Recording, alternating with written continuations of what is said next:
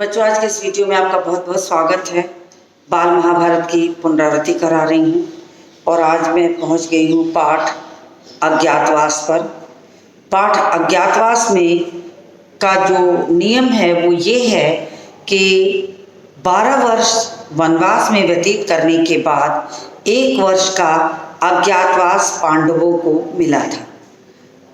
द्यूत क्रीड़ा में जब दुर्योधन ने पांडवों को पहली बार हराया था तो धृतराष्ट्र ने उनकी हारी हुई चीज़ों को वापस दे दिया था, लेकिन दुर्योधन को किसी प्रकार का चैन नहीं था, इसलिए उसने पुनः द्यूत क्रीड़ा का आयोजन किया। चौसर का खेल जिसको कहते हैं, तो चौसर के खेल का आयोजन किया।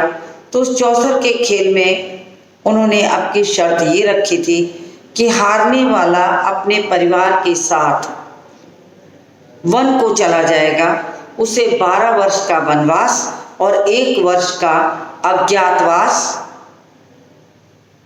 करना पड़ेगा। और उस अज्ञातवास का नियम ये था, उस 1 वर्ष में आप जहाँ कहीं भी रहेंगे, यदि किसी ने भी आपको पहचान लिया, पहचानने की सूचना मिल गई, तो आपको पुनः 12 वर्ष का वनवास और 1 वर्ष का अज्ञातवास करना पड़ेगा। तो दुर्योधन की योजना तो ये थी कि अज्ञातवास के लिए किसी भी तरीके से पांडवों को पहचान लें और पहचानने के बाद वो ये जो समय सीमा थी वनवास की, इसको बढ़ा दें। लेकिन देखा जाए तो सारे भाइयों ने, जब यक्ष प्रश्न का जवाब देकर युधिष्ठिर ने अपने सभी भाइयों को जीवित करा लिया, यानी कि जब उन्होंने सिर्फ माद्री पुत्र नकुल के लिए कहा, तो यक्ष राज ने उन्हें आशीर्वाद दिया उनकी न्यायप्रियता को देखकर, और उस न्यायप्रियता के चलते उन्होंने उनके सारे भाइयों को जीवित कर दिया। और फिर अंत में उन्होंने ये निर्णय लिया कि अब 12 वर्ष का समय व्यतीत हो गया है। यक्षराज ने उनसे ये भी कहा था कि तुम्हारा आने वाला समय जो अज्ञातवास का है वो भी अच्छी तरह बीत जाएगा और तुम्हें अपना शासन वापस मिलेगा। तो युधिष्ठिर ने अपने सभी भाइयों से मंत्रणा की कि क्या करें, कैसे आगे की योजना बनाएं, कहाँ उन्हें रहना चाहिए, कहाँ नहीं रहना चाहिए, जहाँ वो रहें सुरक्षित भी और कोई उन्हें पहचान भी ना सके। तो ये बात की मंत्रणा आई कि अज्ञातवास में उन्हें कहाँ रहना चाहिए। अंत में युधिष्ठिर ने ये कहा कि मत्स्य राजा विराट बड़े शक्ति संपन्न हैं और दुर्योधन की बातों में भी आने वाले नहीं हैं, अतः राजा विराट के यहाँ छिप कर रहा जाता है। अब सारे भाइयों ने योजना बना ली कि उन्हें अज्ञातवास का समय राजा विराट के यहाँ व्यतीत करना है, यानी अज्ञातवास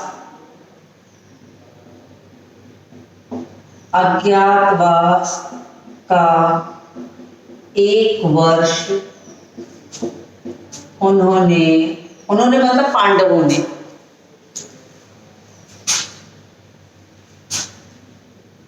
एक वर्ष पांडवों ने राजा विराट के यहाँ छिपकर बिताया।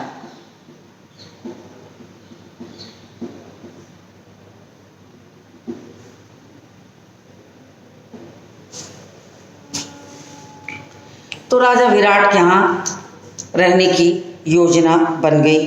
तो अज्ञातवास शुरू हो गया। सब अपना अपना वेश बदल लेते हैं। राजा के यहाँ पहुँचने के पहले ही सभी ने अपना वेश बदला, वेशभूषा बदली और सबने ये सोचा कि हम राजा विराट के यहाँ यदि हम नौकरी करने के उद्देश्य से पहुंचेंगे वेश बदल कर, तो राजा विराट उन्हें अपने यहाँ रख लेंगे और हम अपना आसानी से समय जो है व्यतीत कर लेंगे। ये सोचकर सभी पांडवों ने, पांचों ने अपना वेश बदला और राजा विराट के दरबार में पहुंच गए चाकरी करने। अब विराट ने उन्हें अपना नौकर बनाकर रखना उचित न समझा। विराट ने जब उन्हें देखा तो एक बार उनके मन में आया कि इन्हें नौकर बनाना उचित नहीं है, क्योंकि जो तेज था वो चेहरे से टपक रहा था, पहचान में आ रहे थे। उन्हें लगा नहीं, ये तो कुछ योग्य लगते हैं, इनको कहीं और काम देना चाहिए। हर एक के बारे में उनका यही विचार था, ये तो राज करने योग्य प्रतीत होते हैं। मन में शंका हुई, पर पांडवों के बहुत आग्रह पर उन्होंने उन्हें चाकरी के लिए दे दी, क्योंकि उनका स्वरूप देखने के बाद, वेश बदलने के बाद भी उनको देखकर राजा विराट के मन में ये कहीं से मानने को तैयार नहीं था उनका मन कि वास्तव में ये चाकरी करने योग्य है। तो वो बिल्कुल सोच लेते हैं कि इन्हें किसी भी तरीके से हमें नहीं रखना है। वो फिर उनके बहुत आग्रह करने पर अंततः वो तैयार हो जाते हैं। पांडवों के बहुत आग्रह करने पर और विश्वास दिलाने पर राजा ने उन्हें अपनी सेवा में ले लिया। अंत में उन्होंने बहुत विश्वास दिलाया कि हम सब बहुत आपकी सेवा करेंगे, तो उन्होंने अंततः उन्हें सेवा में ले लिया।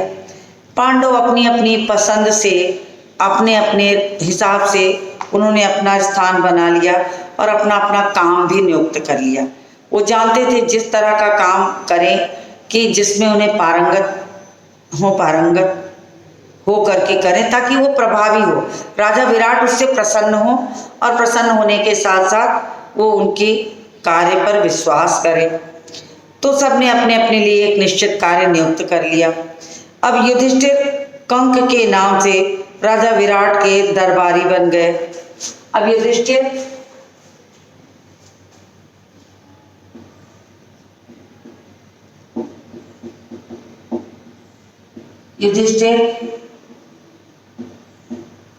कंक के नाम से राजा विराट के दरबारी बन गए और राजा विराट के साथ ही उठने बैठने लगे, चौसर का खेल खेलना, हर पल वो राजा विराट के साथ रहने लगे। फिर चौपड़ खेलते या चौसर खेलते थे उनके साथ। भीमसेन बल्लभ के नाम से रसोइयों का मुखिया बनकर रहने लगा। अब भीमसेन कैसे रहने लगे? भीमसेन रसोइयों का मुखिया बनकर उनकी सहायता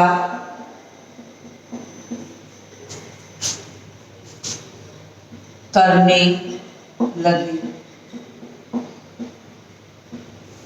तो भीमसेन रसोइया बन गए और रसोइयों का मुखिया बन करके उनके साथ रहने लगे। फिर उसके बाद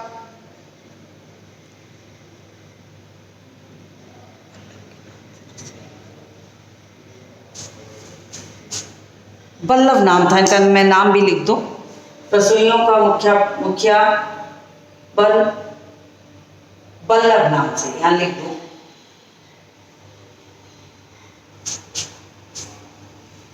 भीमसेन बल्लभ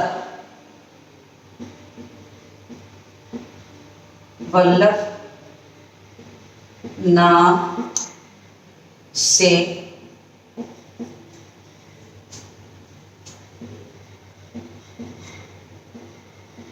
रसोइयों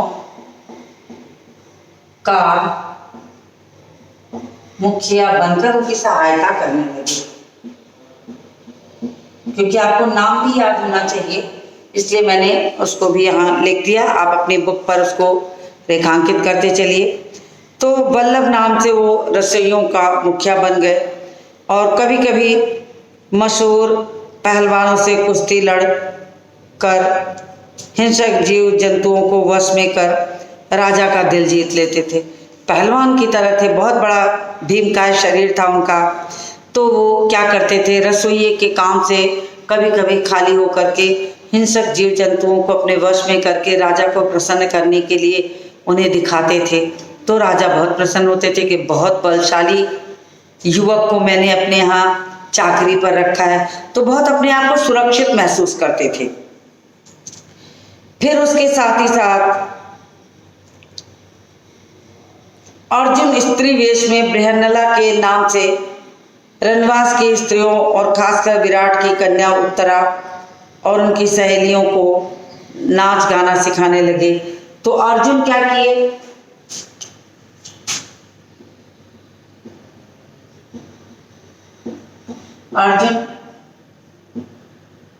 अर्जुन बृहन्नला के नाम से रनिवास में रहकर विराट कन्या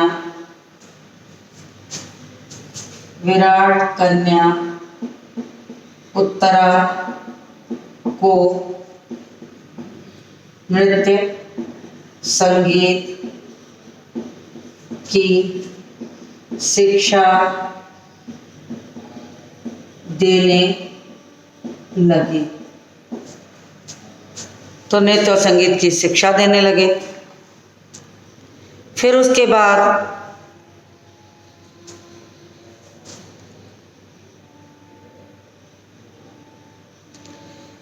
रनिवास में रहते वहाँ की स्त्रियों को और उत्तरा को, उनकी सहेलियों को नृत्य संगीत की शिक्षा देते। नकुल ग्रंथिक के नाम से घोड़ों को साधने का काम करने लगे। नकुल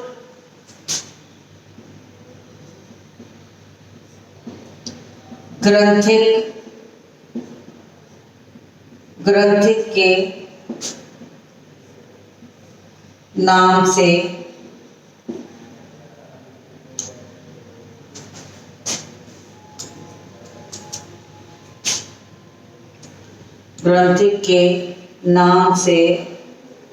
घोड़ों को साधने का काम करने लगे। तो हो गया युधिष्ठिर, भीम, अर्जुन, नकुल और बचे सहदेव। अब देखिए एक भाई और बचे हैं, अभी उनको भी कुछ ना कुछ काम तो करना ही है। तो उसके बाद सहदेव बचे। तो सहदेव जो थे वो तंतिपाल के नाम से गाय बैलों की देखभाल करने लगे। सहदेव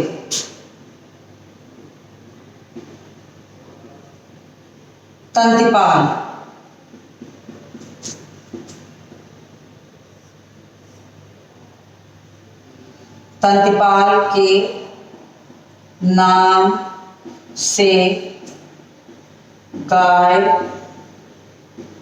बैलों की देखभाल करने लगे।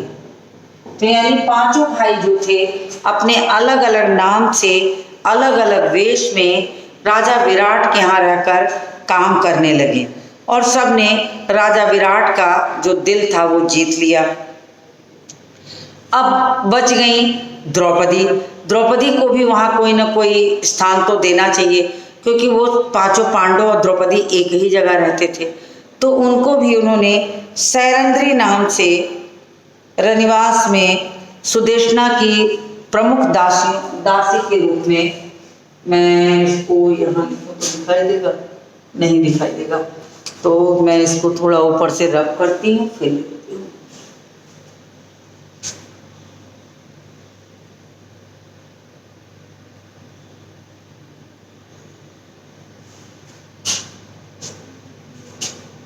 अब सैरंध्री जो थी द्रौपदी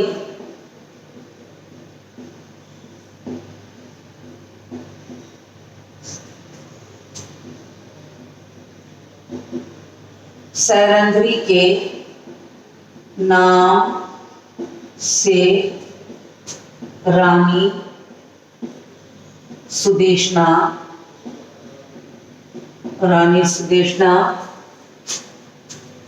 की मुख्य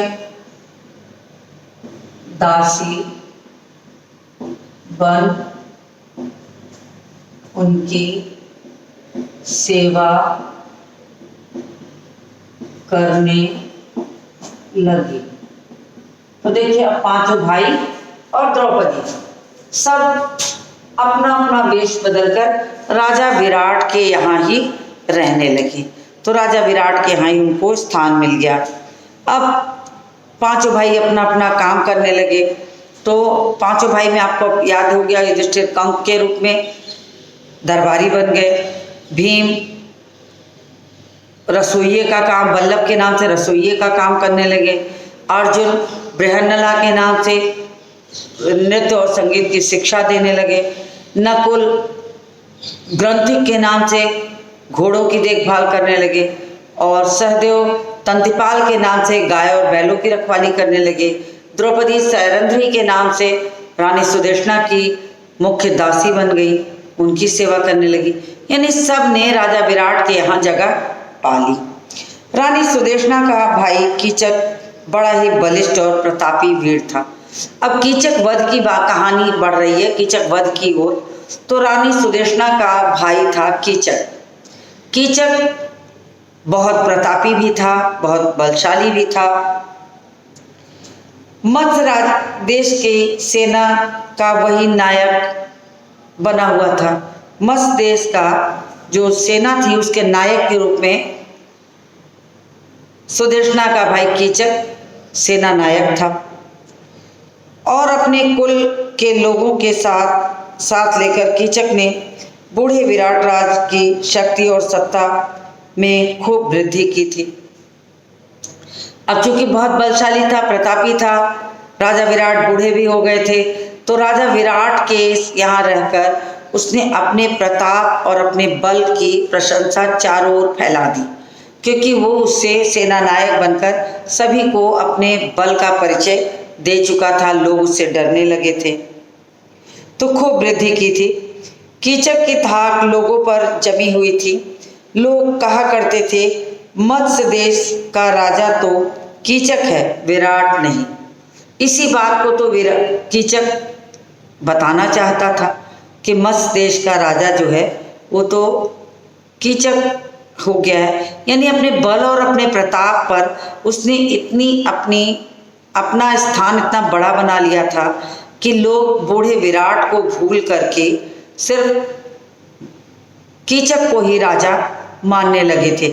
उन्हें लगता था सारा राजकाज तो कीचक देख रहा है, राजा विराट तो सिर्फ नाम के राजा है। तो उन्होंने उनके बल की प्रशंसा करते हुए उसे अपना राजा भी स्वीकार कर लिया था।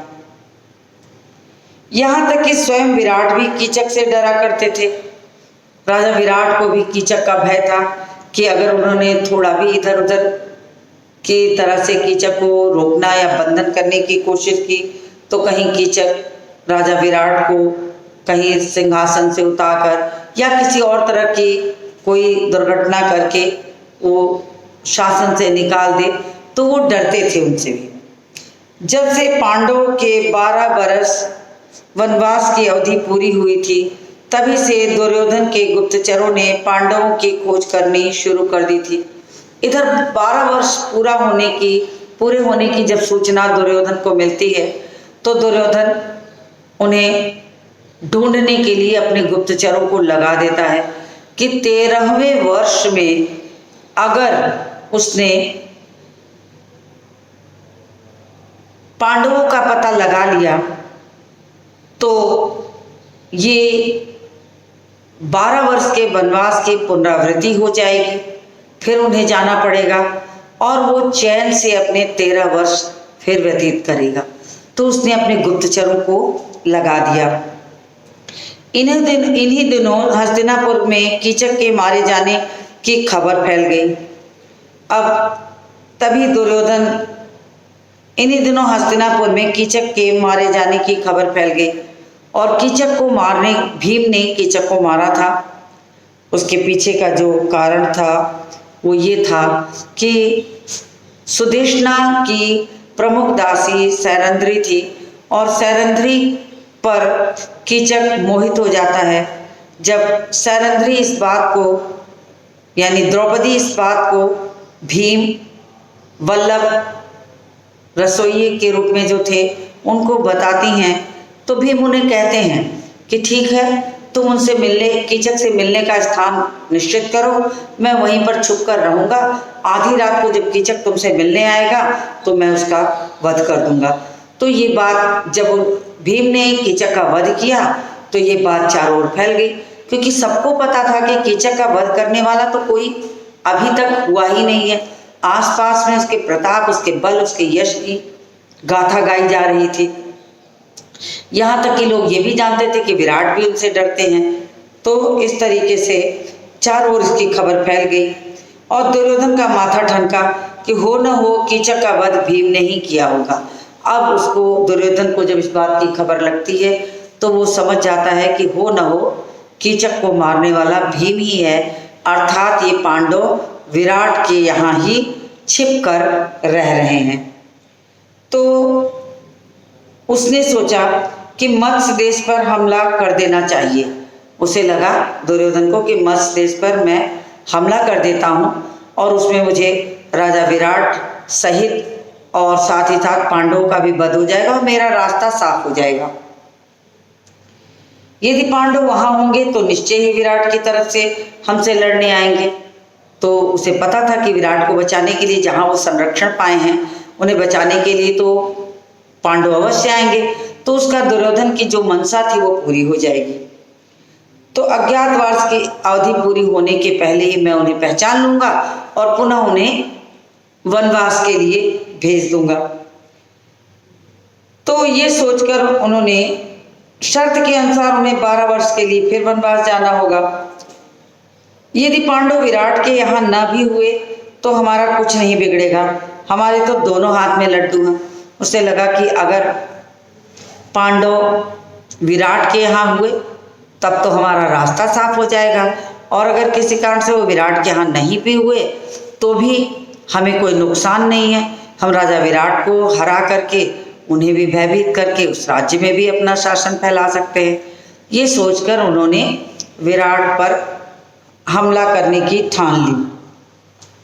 दुर्योधन की बात सुनकर त्रिगर्त देश का राजा सुशर्मा उठा और बोला, राजन, मत्स्य देश के राजा विराट मेरे शत्रु हैं। अब जब दुर्योधन ने जब ठाना कि राजा विराट से वो युद्ध करेंगे तो वहीं दरबार में त्रिगर्त देश के राजकुमार सुशर्मा बैठे रहते हैं, राजा सुशर्मा रहते हैं, और उनकी पुराने समय से राजा विराट से दुश्मनी चल रही थी। तो उन्हें लगा कि दुर्योधन की तरफ से अगर इसकी पहल त्रिगर्त देश के राजा सुशर्मा करें तो उनका अपना खुद का बदला भी हो जाएगा और दुर्योधन के साथ मैत्री भाव बढ़ाने का अवसर भी प्राप्त हो जाएगा। ये सोचकर उन्होंने ठाना कि वो भी विराट पर हमला करने का निश्चय और मन बना लेते हैं। और जब विराट अपनी सेना लेकर मुकाबला करने आए तो उसे ठीक मौके पर दुर्योधन अपनी सेना लेकर राजा विराट के नगर पर छापा मार दे। तो ये योजनाबद्ध तरीके से उन्होंने कार्य करने की ठानी। इस योजना में राजा सुशर्मा ने दक्षिण की ओर से मत्स्य देश पर आक्रमण करने की बात कही। अब उन्होंने कहा, योजना बना ली दुर्योधन के साथ कि मैं दक्षिण की तरफ से मत्स्य देश पर आक्रमण करूंगा और आप दूसरी तरफ से आक्रमण करिएगा।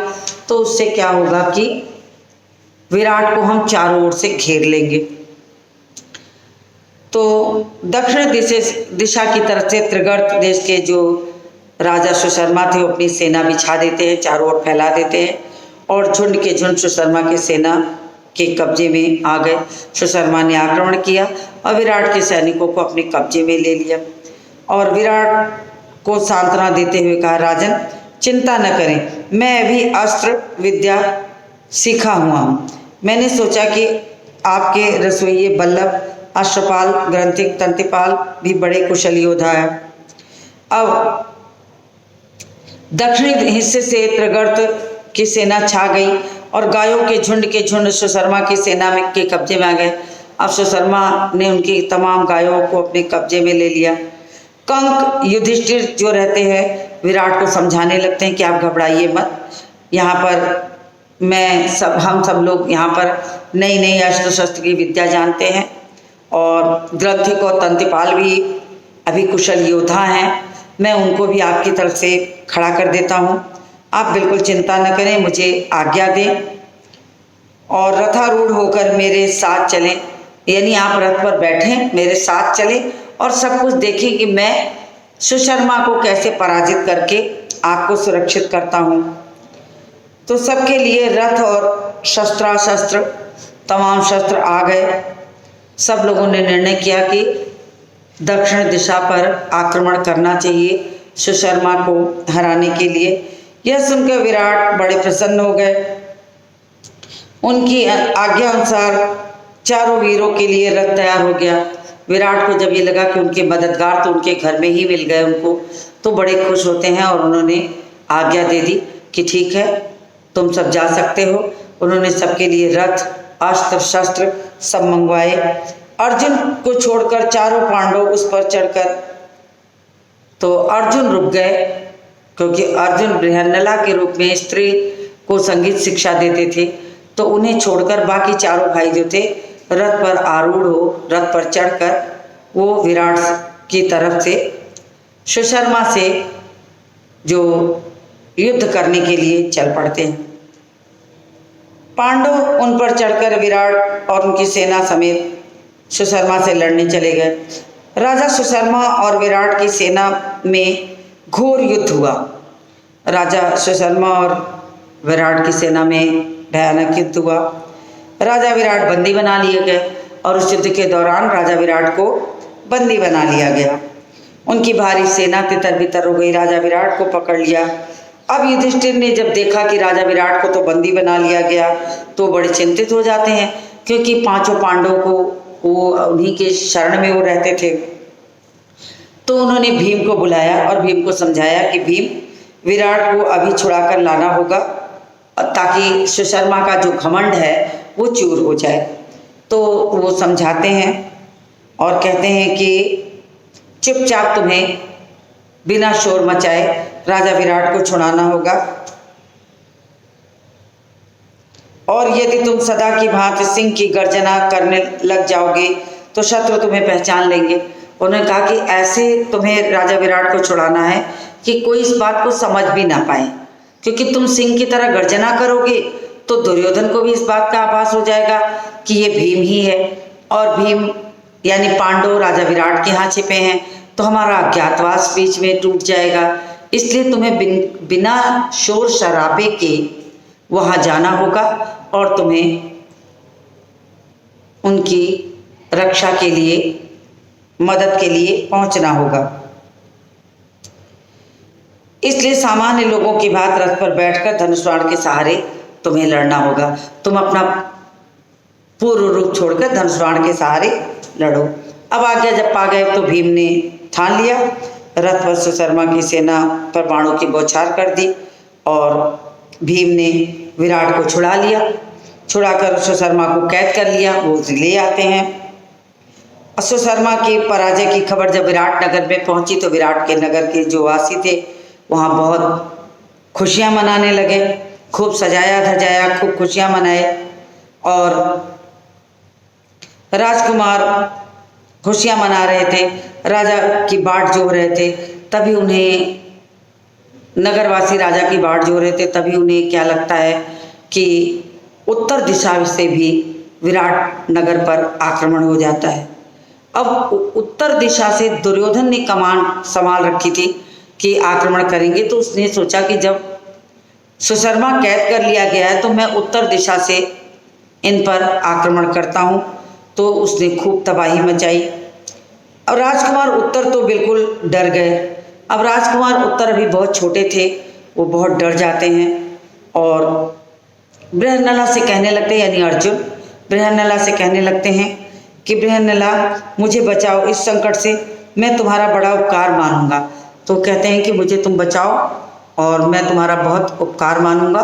फिर अर्जुन जो रहते हैं बृहन्नला का रूप एक पेड़ पर अपना वेशभूषा उतार करके वो तैयार हो जाते हैं और राजा उत्तर को रथ पर बिठा करके उनके रथ को हाँकते हुए वे पहुंच जाते हैं और युद्ध करते हैं। अंततः उन्होंने दुर्योधन की सेना को में इतनी तबाही मचाई कि वो भाग खड़े हुए और फिर राजा उत्तर को उन्होंने जहाँ रथ के स्थान पर बिठाया था उनसे कहते हैं कि अब आप अपना स्थान ग्रहण करिए और फिर स्वयं उसी बृहन्नला के वेशभूषा में विराट नगर वापस आते हैं और वहाँ आकर ये बताते हैं कि यह युद्ध राजकुमार उत्तर ने जीता है। तो ये कहानी अज्ञातवास की थी। अभी मैंने इसको संक्षेप में बताई है। अगले पाठ की पुनरावृत्ति कराते समय इसको विस्तार से आपको पुनः समझाऊंगी। तो आज के इस वीडियो को यहीं समाप्त करती हूँ और मिलती हूँ आपसे अगले वीडियो में।